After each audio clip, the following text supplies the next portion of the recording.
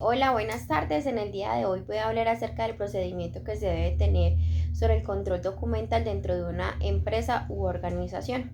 Para ello debemos de reunirnos con todos los líderes de la empresa, ejemplo, líder de salud y seguridad en el trabajo, líder de gestión humana, líder de contabilidad, el gerente o gerencia y demás entes que veamos representativos para la creación de nuestros formatos.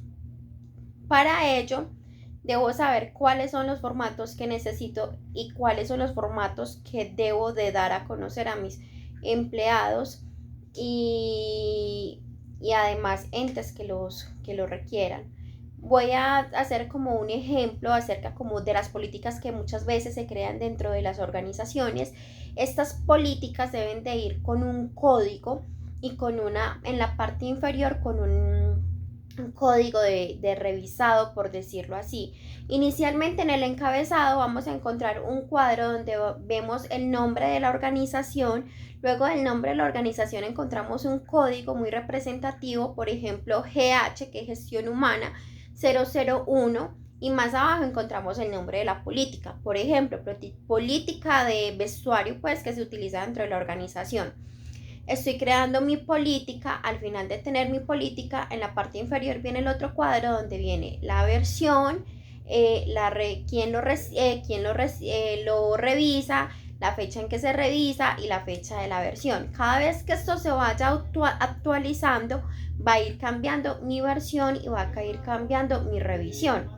¿Cierto? Inicialmente empezamos con versión 1 del 2000, digamos del 2020, versión 2 del 2022, un ejemplo pues, según pues lo que vamos a ir aumentando o las veces que la vamos a ir cambiando. Luego de esto, también vamos a estar utilizando unos formatos como formatos de asistencia, a capacitaciones, los formatos que se deben de diligenciar cuando uno ingresa a una organización, cuando va como de visitante, un formato de visitante, de control de visitantes.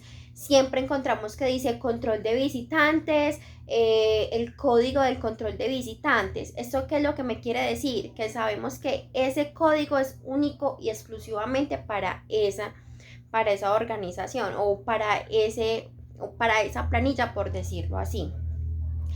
Para ello, para tener una estrategia acerca de nuestros documentos, debemos de crear todos nuestros documentos en un Excel, codificarlos según el área. Si es gestión humana, le ponemos GH-001, política, bueno, formato tal, y así sucesivamente. Si es para contabilidad, igual.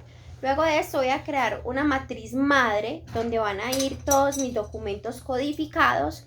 Y al tener yo todos mis documentos codificados, voy a tener un control y voy a saber cuáles son los formatos que voy a necesitar y cuáles son los formatos que mis áreas necesitan para llevar un buen control y para saber que estamos llevando las cosas muy bien para un tema de auditoría. Entonces, luego de crear mi matriz madre, de tener todas mis políticas, de tener todos mis formatos, voy a crear como un OneDrive o un Drive o una red donde todas mis áreas van a tener acceso a los formatos según el área.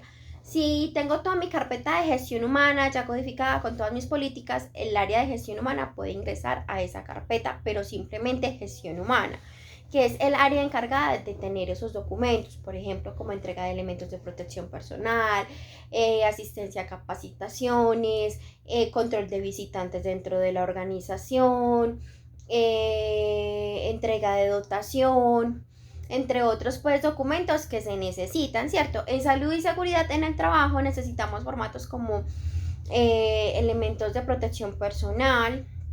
Necesitamos el tema de asistencia a capacitaciones acerca de controles, inducción, reinducción y demás. Lo mismo para contabilidad. Toda mi área va a tener todos los mismos documentos y ellos van a tener los documentos especificados, las políticas de cómo debemos utilizarlos y cuál es la función de cada uno, ¿cierto? Y pues como tal, así tendríamos una buena organización y hacer una capacitación sobre esto es muy importante para que todos tengamos en cuenta y tengamos claro para qué lo vamos a hacer y cuál es el motivo y cómo se debe utilizar estos documentos. Bueno, eso era todo. Muchas gracias por su atención.